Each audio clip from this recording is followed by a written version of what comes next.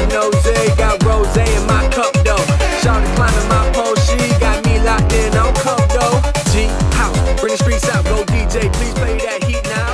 Sip Ace, that's Semua, kali ini kita akan membahas satu masalah yang belakangan ini sedang hangat diperbincangkan banyak orang, khususnya para orang tua yang memiliki balita. Ya, stunting. Sebenarnya, apakah stunting itu? Menurut WHO, stunting adalah gangguan tumbuh kembang anak yang ditandai dengan tubuh pendek disebabkan kekurangan asupan gizi, terserang infeksi, maupun stimulasi yang tidak memadai. Sedangkan menurut UNICEF, stunting didefinisikan sebagai persentase anak-anak usia 0 sampai 59 bulan dengan tinggi badan di bawah -2, stunting berat dan sedang, dan -3 stunting kronis. Hal ini diukur dengan menggunakan standar pertumbuhan anak yang dikeluarkan oleh WHO. Bagaimana angka kejadian stunting di Indonesia?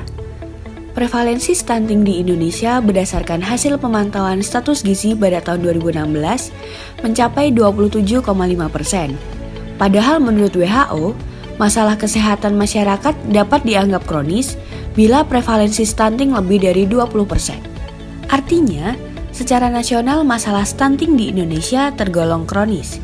Terlebih lagi, di 14 provinsi yang prevalensinya melebihi angka nasional.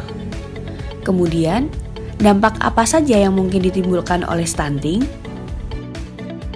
Stunting berpotensi memperlambat perkembangan otak, dengan dampak jangka panjang berupa keterbelakangan mental, rendahnya kemampuan belajar, dan resiko serangan penyakit kronis seperti diabetes, hipertensi, hingga obesitas.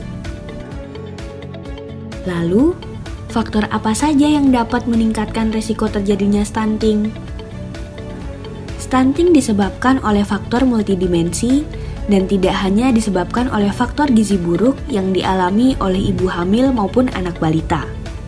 Secara lebih detail, beberapa faktor yang meningkatkan risiko terjadinya stunting sebagai berikut. 1. Praktik pengasuhan yang kurang baik, termasuk kurangnya pengetahuan ibu mengenai kesehatan dan gizi sebelum dan pada masa kehamilan, serta setelah ibu melahirkan. Beberapa fakta dan informasi yang ada menunjukkan jumlah bayi 0 sampai 6 bulan yang mendapatkan air susu ibu secara eksklusif dan bayi 6 sampai 24 bulan menerima makanan pendamping air susu ibu masih belum optimal. MPASI mulai diperkenalkan ketika balita berusia di atas 6 bulan. Selain berfungsi untuk mengenalkan jenis makanan baru pada bayi, MPASI juga dapat mencukupkan kebutuhan nutrisi tubuh bayi yang tidak lagi disokong oleh ASI, serta membentuk daya tahan tubuh dan perkembangan sistem imunologis terhadap makanan maupun minuman.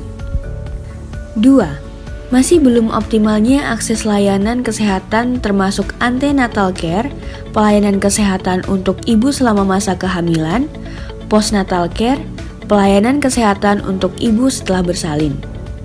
Ibu hamil harus rutin memeriksakan kehamilannya ke tenaga kesehatan agar bisa memantau perkembangan janinnya. Begitu pula ibu pasca melahirkan dengan rutin melakukan pemeriksaan pada masa nifas akan meningkatkan pemahaman ibu tentang perawatan bayi yang baik. 3. Masih kurangnya akses rumah tangga atau keluarga ke makanan bergizi. Hal ini dikarenakan harga makanan bergizi di Indonesia masih tergolong mahal. Menurut beberapa sumber, komoditas makanan di Jakarta lebih mahal dibandingkan di New Delhi, India. Harga buah dan sayuran di Indonesia lebih mahal daripada di Singapura. Terbatasnya akses ke makanan bergizi di Indonesia juga dicatat telah berkontribusi pada 1 dari 3 ibu hamil yang mengalami anemia. 4. Kurangnya akses air bersih dan sanitasi. Sumber air minum layak yang dimaksud adalah air minum yang terlindungi, meliputi air ledeng, keran umum, hidran umum, terminal air, penampungan air hujan atau mata air dan sumur terlindung, sumur bor atau pompa yang jaraknya minimal 10 meter dari pembuangan kotoran, penampungan limbah, dan pembuangan sampah. Tidak termasuk air kemasan, air dari penjual keliling, air yang dijual melalui tangki, air sumur dan mata air tidak terlindung. 5. Sering menderita infeksi di awal kehidupan anak. Penyakit infeksi yang disebabkan oleh higien dan sanitasi yang buruk, misalnya diare dan cacingan, dapat mengganggu penyerapan nutrisi pada proses pencernaan. Beberapa penyakit infeksi yang diderita bayi dapat menyebabkan berat badan bayi turun. Jika kondisi ini terjadi dalam waktu yang cukup lama dan tidak disertai dengan pemberian asupan yang cukup untuk proses penyembuhan, maka dapat mengakibatkan stunting. Lalu, seperti apa ciri-ciri anak mengalami stunting? 1. Anak berbadan lebih pendek untuk anak seusianya. 2. Proporsi tubuh cenderung normal, tetapi anak tampak lebih muda atau kecil untuk usianya. 3. Berat badan rendah untuk anak seusianya. 4. Pertumbuhan tulang tertunda. Namun, jangan khawatir, stunting dapat dicegah, terutama dengan mengoptimalkan masa 1000 hari pertama kehidupan. Stunting umumnya diakibatkan oleh kurangnya asupan nutrisi pada 1000 hari pertama anak. Hitungan 1000 hari di sini dimulai sejak janin sampai anak berusia 2 tahun. Jadi, gizi pada masa 1000 hari pertama kehidupan anak sangat penting untuk mencegah stunting. Oleh karena itu, orang tua harus bisa memberikan asupan nutrisi yang sesuai. Selain itu, ada cara apa lagi ya? Yuk simak penjelasan ini. 1. Memenuhi kebutuhan gizi sejak hamil. Tindakan yang relatif ampuh dilakukan untuk mencegah stunting pada anak adalah selalu memenuhi gizi sejak masa kehamilan.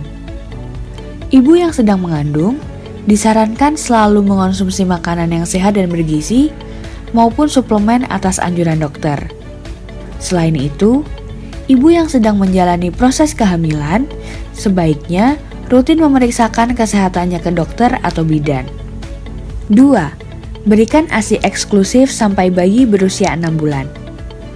ASI ternyata berpotensi mengurangi peluang stunting pada anak berkat kandungan gizi mikro dan makro. Oleh karena itu, ibu disarankan tetap memberikan ASI eksklusif sampai 6 bulan kepada sang buah hati. Protein whey dan kolostrum yang terdapat pada susu ibu pun dinilai mampu meningkatkan sistem kekebalan tubuh bayi yang terbilang rentan.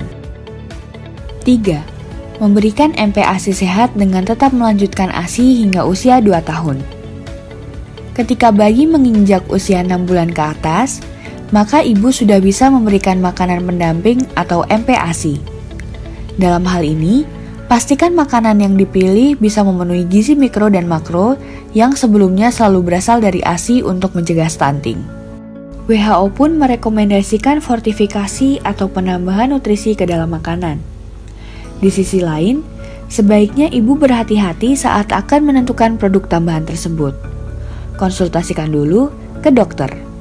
4. Terus memantau tumbuh kembang anak. Orang tua perlu terus memantau tumbuh kembang anak mereka, terutama dari tinggi dan berat badan anak.